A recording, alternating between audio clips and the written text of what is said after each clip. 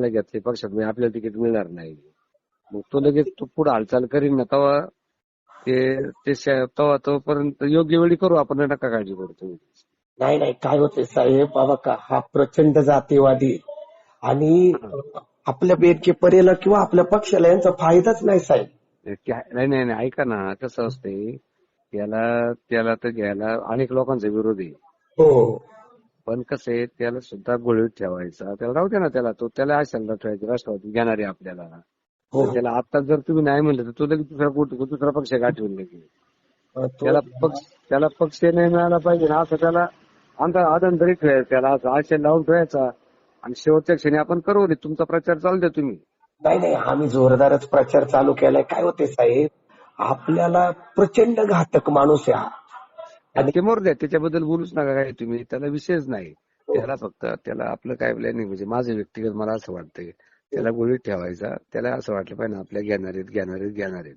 आपण त्याला आता जर नाही म्हणलो ना घ्यायचं, तर तो लगेच शिवसेना, शिंदे गट किंवा अमुक तमुक मशाल इकडे तिकडे पडलं आणि त्यांना जॉईन होईल जाऊन.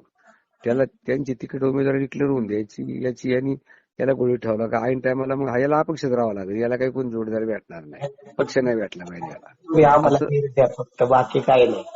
काय ते आपण हे करतोय आता आम्ही प्रचार, तर काय जे आपले पंचायत समितीचे खालचे उमेदवार आहेत ना, त्यांना धरूनच आम्ही प्रचार करतोय. आणि शेळकंदेताईंना, अजिंक्यच्या पत्नीने, यांनी सगळ्यांनी, आपले जे टीम आहे ना, त्यांनी सगळ्यांनी अतुल शेठला सांगितलंय का जर वर देवराम उमेदवार तुम्ही दिला तर पंचायत समितीच्या आम्ही कोणीच त्याच्या खाली उभं नाही राहिला. त्याला द्यायचं नाहीच आहे, तुम्ही ते आणूच नका मला, फक्त त्याला आम्हाला गोळीत ठेवायचे. बरोबर, बाकी नाही काय, एवढीच आशा. बोलू नका तुम्ही पुढं काय, त्याला गोळीत ठेवायचं, त्याला शेवटच्या क्षणापर्यंत गोळून धरायचं त्याला. हो, फक्त शेवटच्या क्षणी सतीश शिरसाटने केव्हा राष्ट्रवादीत प्रवेश केला होता, डायरेक्ट तिकीट दिले त्याला. का प्रवेश दाखवा तुम्ही. नाही प्रवेश वगैरे काय तुम्ही ते औपचारिकता नका म्हणता नाही तू तेव्हा डायरेक्ट गाड्याची मफलर घालून फिरायला सुरुवात करते ना ती, गाड्या घालते ना मफलर.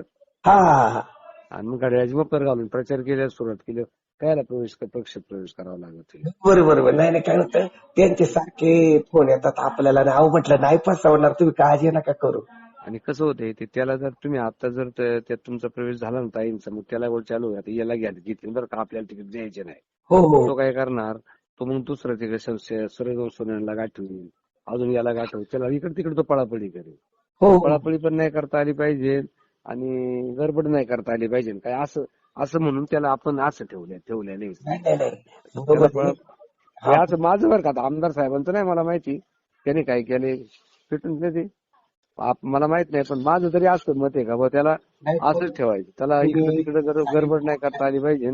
मग त्याला गडबड नाही करता आली ना, मग तो कुठे जात नाही, हे होत नाही. म्हणजे त्याला अपक्ष उभारी आहे, उभं राहायची, अपक्षाला कोण खात नाही बोले. नाही. आणि दुसरी गोष्ट काय झाली साहेब, आपली ओबीसी मराठा समाजाची जी मतं आहेत ना, जवळपास 12-13 हजार मतं झाली.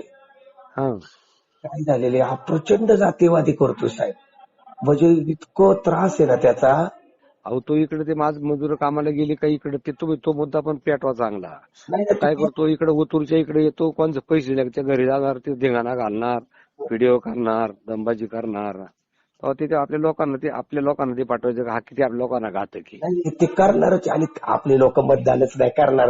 एवढे जे आहेत खालची जे 8,000 मतदान आहे, आणि बाकीची जी उच्चील पासून बेलसर पर्यंत जवळपास 9,000 मतदान आहे. ही 17-18 हजार मतदान आपले निर्णय एकच आहे. आणि आम्ही तर पेटलोच आहे सगळे, म्हणजे प्रचारही चालू आहे. आणि काल गोष्ट सांगतो, काल वाणी सुरेश वाणी साहेबांची विचार करून आपल्या बातम्या चालू करतात बघा, आता उद्या परवा येतील त्या.